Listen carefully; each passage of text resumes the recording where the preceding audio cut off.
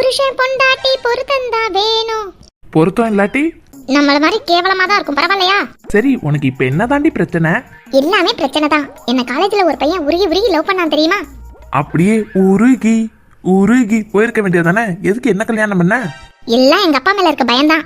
அப்பவே எங்க அப்பாக்கு பயப்படாம அவனை கல்யாணம் பண்ணிட்டு போய் நின்றுக்கணும்.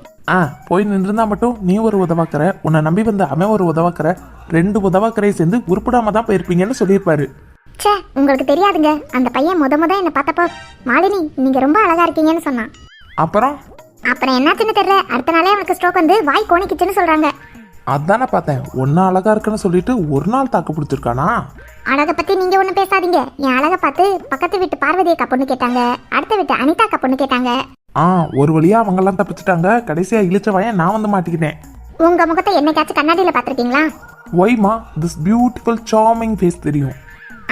பியூட்டிஃபுல் சார்மிங் ஃபேஸா? இஞ்சி தின்ன குரங்கு. என்னைக்காச்சும் குரங்கு இஞ்சி தின்னு பாத்திருக்கியா? ஏதாச்சும் பேசணும்னு பேசக்கூடாது, புரியுதா? என்ன பார்த்து பேசக்கூடாதுன்னு சொல்றதுக்கு நீங்க யாரு? மன்மதன். இவன் மன்மதன். பெரிய கன்னி பெண்கள் நெஞ்சுக்குள் கையெழுத்து போட்டவன்னு நினைப்பு உங்களுக்கு. ஏன் இருக்கக்கூடாதா? எனக்கு என்ன குறை? ஒரு குறையும் இல்ல. நல்லா நான் சமைச்சதை தின்னுட்டு நல்லா பெருத்து போயிருக்கீங்க. பக்கத்து வீட்டுல இருக்கவங்களாம் உங்களை பார்த்துட்டு இந்த கடையில நீ அரிசி வாங்குறேன்னு கேக்குறாங்க. ஏன் போன தடவை அரிசி வாங்கும்போது விசிட்டிங் கார்டு கொண்டு வந்தேனே, அது கொடுக்க வேண்டியதானே? இப்படியே தத்தியாவே இருக்க. உங்ககிட்ட பேசி என் டைம் தான் வேஸ்ட். நான் போறேன்.